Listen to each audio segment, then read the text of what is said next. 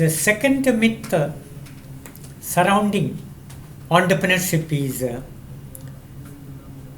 entrepreneurs are huge or high risk takers.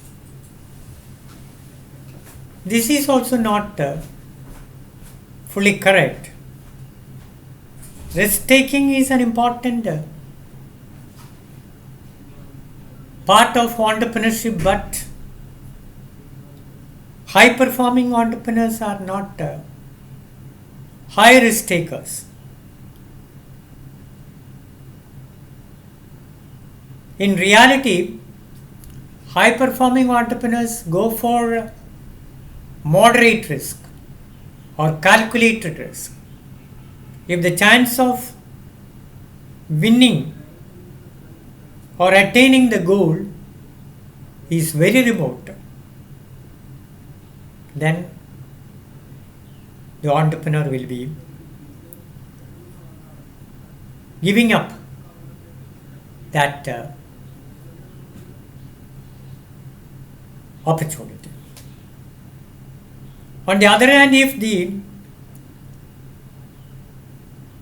chance of success is reasonable, then the entrepreneur will be going for it. So what is required is not to go for high risk enterprises, but go for moderate risk. The third myth about high performing entrepreneurs is that they are amoral. There is a general belief that entrepreneurs will be sacrificing integrity and honesty to make quick profits. This is far from truth. As far as values are concerned, entrepreneurs are situation driven. According to the situations, they will make certain amendments with regard to their ideals, but they will not compromise on integrity and honesty, because if it is proved that you will shortchange your integrity and honesty, it will be very difficult to get the support of venture capitalists, private equities, angel investors, and impact investors. All these investors give great importance to the honesty and integrity of the entrepreneur. If the integrity is gone, then everything is gone. You can't build up a sustainable business on dishonesty and lack of integrity.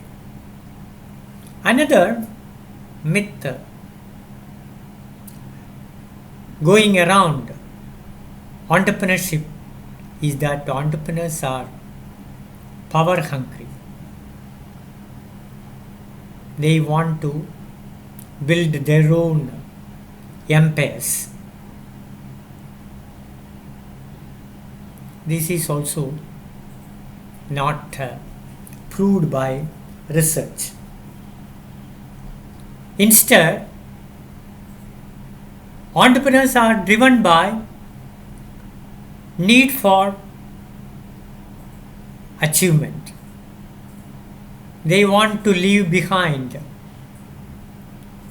a mark of having achieved something remarkable in their life. I gave you the case of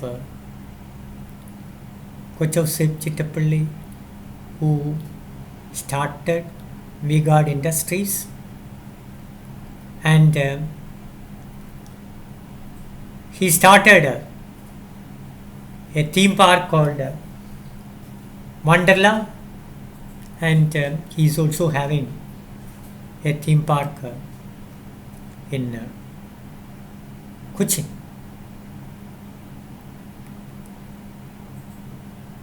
One day, when he was interviewed, he said,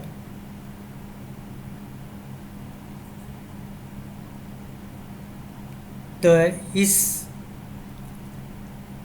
objective is not to make money through the journey of entrepreneurship, but to prove that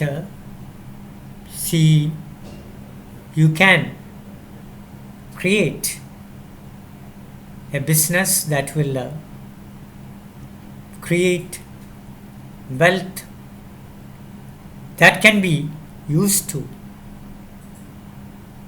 provide quality products to the consumers.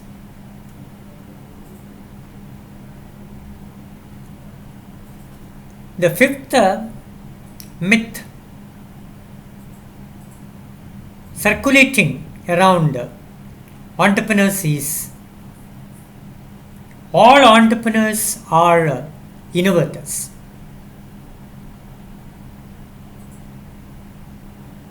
Innovation and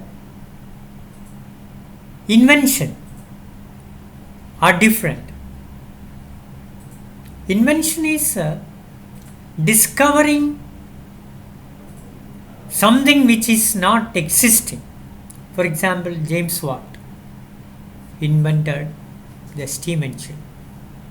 Then penicillin was discovered by Alexander Fleming.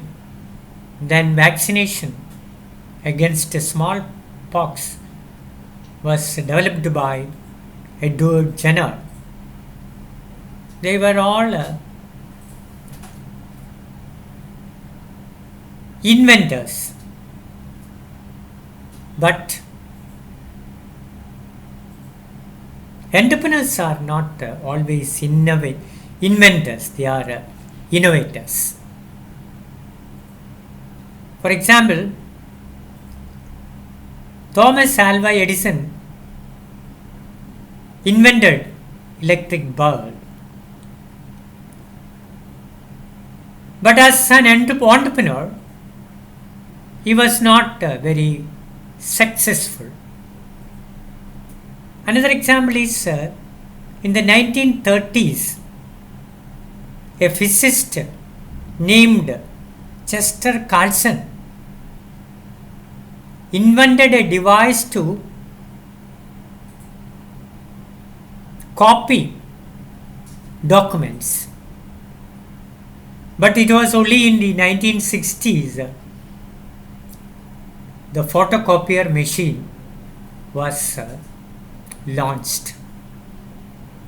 And today it's a big industry in the world. So entrepreneurs are more innovators than inventors. For example, Henry Ford was never an inventor. He was an innovator. He never invented anything. However, he adapted the inventions and ideas of other inventors in his assembly line and came out with very beautiful motor vehicles. There is a feeling again that Entrepreneurs are born, they are not made. This is also not correct. In India, there are certain communities or certain castes which are famous for entrepreneurship, like the Sindhis, the Marwadis, and the Punjabis. They are all very good businessmen, very good entrepreneurs. But this may be due to the socialization process that is happening in the families of these communities. They get exposed to the business world and the practices of the business world. They come to know very early in their life, and because of that they get the confidence to enter into the business. That is why those who are born in these companies, born in these castes and communities, become highly successful entrepreneurs. But most of the characteristics of a highly successful entrepreneur can be molded or groomed in everyone. Through training, entrepreneurs can be developed.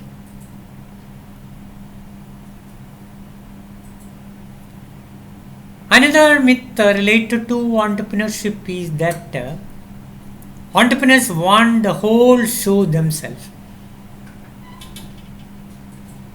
It is true that most of the successful entrepreneurs want to take credit for the achievements or the accomplishments. But at the same time, they are prepared to take responsibility for the failures also. It is not correct that they want to build their own empires. They build around them a good team that can contribute to his achievements. I told you the case of John Kuriakose. In an interview, John Kuriakose was telling that there is a limit for one individual to do things, and he attributed his success as a businessman to the collective contribution of all his workers or employees. So it is not correct to say that entrepreneurs want to build their own empires.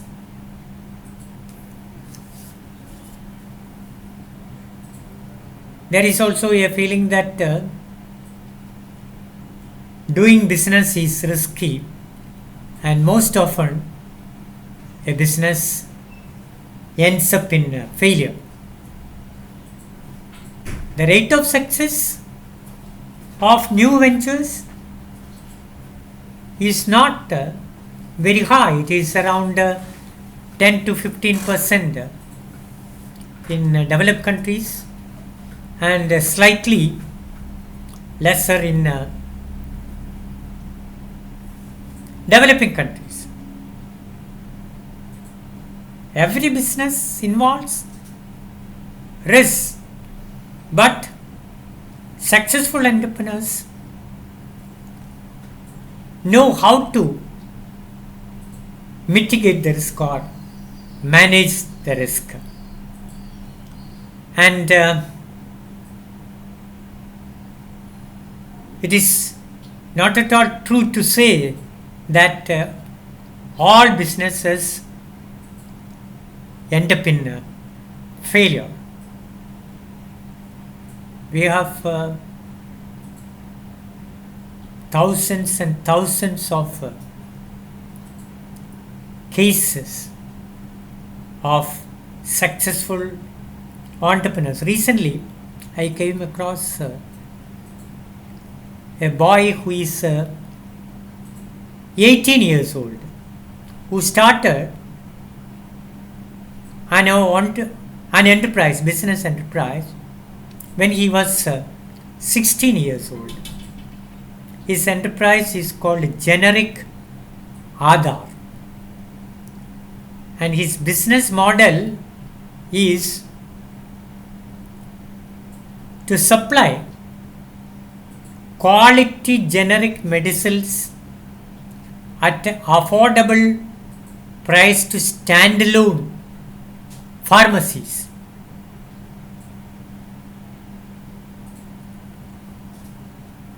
He has already tied up with 100 pharmacies in India within the 2 years. And what he is doing is,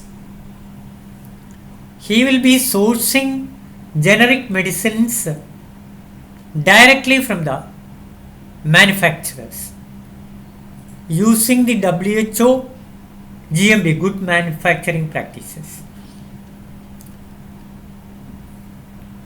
So when you go for branded medicines, the price will be very high. The common man cannot afford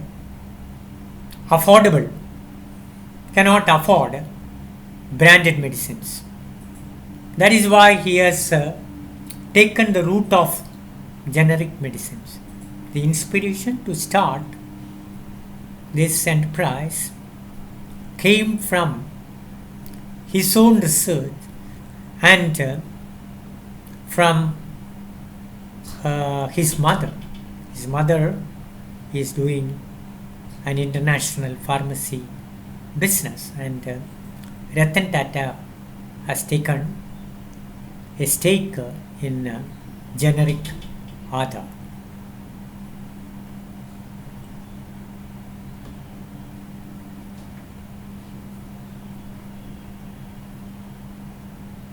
So even when you are very young, you can start a business enterprise and make it a success if you do the market study, the customer need very well, and if you get fully involved in the business.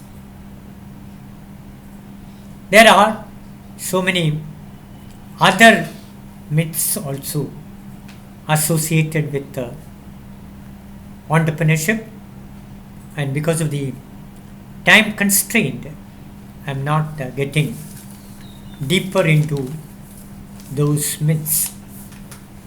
One more myth I would like to demystify is related to the age of the entrepreneur. There is a feeling among the people that you have to start very young, and when you become old or aged, the probability of success is limited. This is also not fully correct. You might have heard about Captain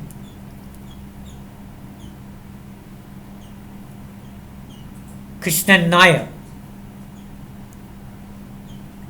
See, he retired from government service. Then he thought he will start an enterprise. He started with manufacturing textiles, eco-friendly textiles, and he became a success in that area. His eco-friendly textiles were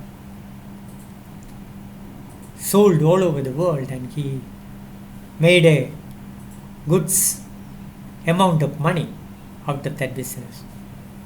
Then he started into the hospitality industry. The well-known Hotel Leela Group was founded by Captain Krishna Nair after the age of 60. They have big hotels all over India. So the myth that aged people cannot be successful entrepreneurs is not well founded. It is far from truth.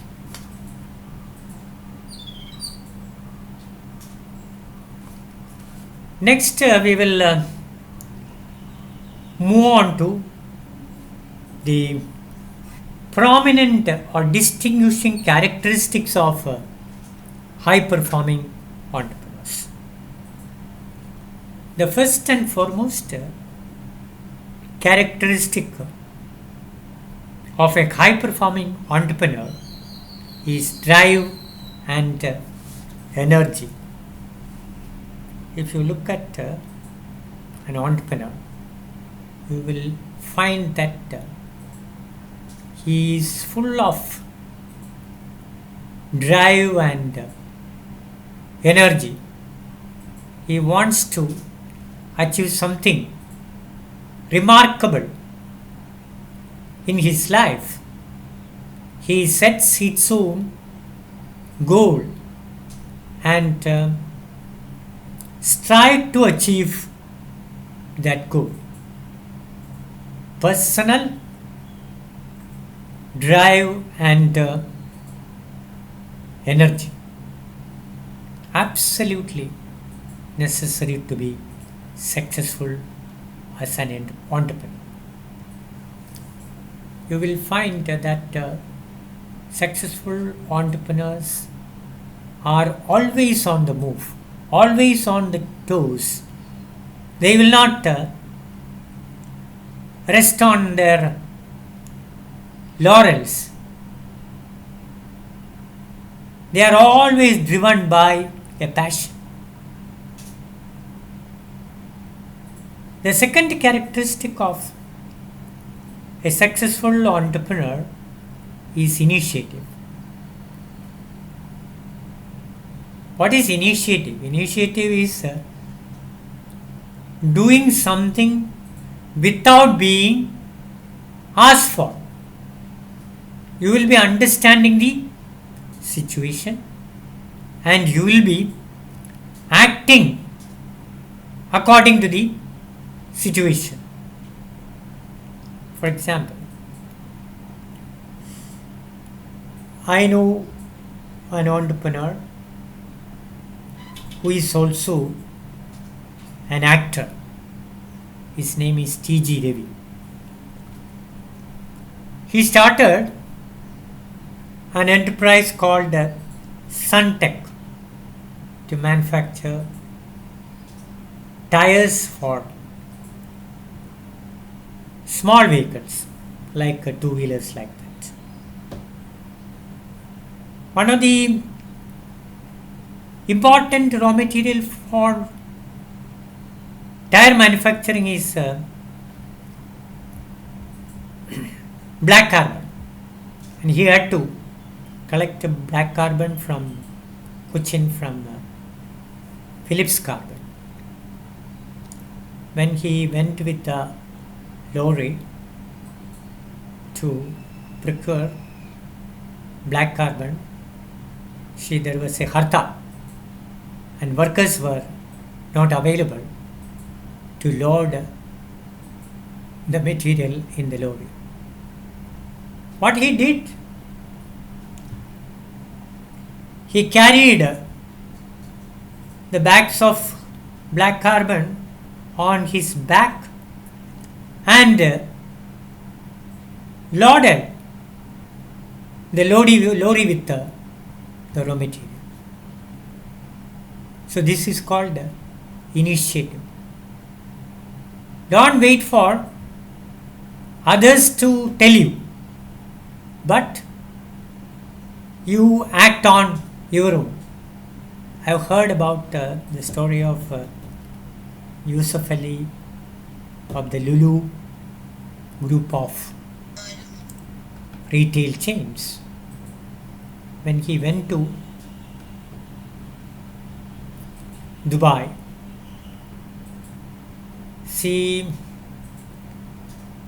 he started a business of supplying various kinds of products to the wholesalers and others.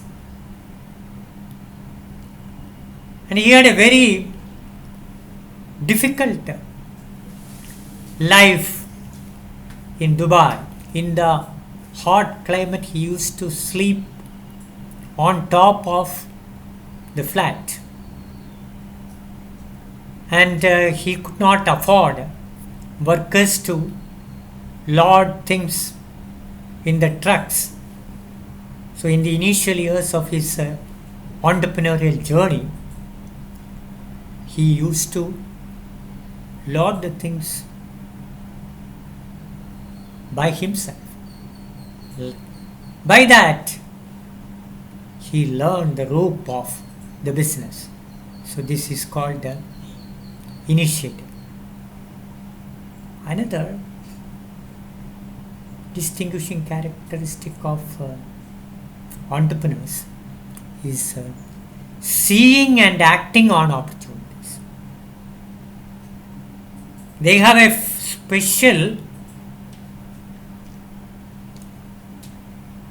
gift of seeing an opportunity, and once the opportunity is identified, they will be quick to act upon that opportunity. I think you have heard about Venkatesh, who developed a particular type of vada pav called Goli vada pav. Now he is having around 100 outlets in India manufacturing and selling Goli vada pav. Vada pav is a well-known snack sold in the streets of Mumbai.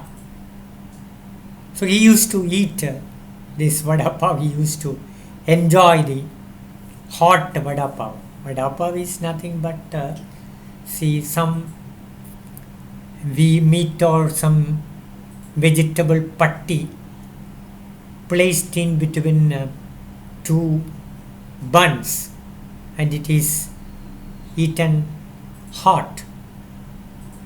So one day when he was eating a vada pav from the street, an idea came to his mind.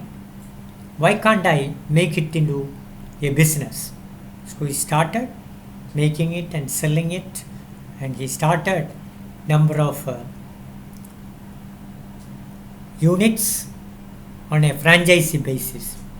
Then the vada pav got spoiled easily.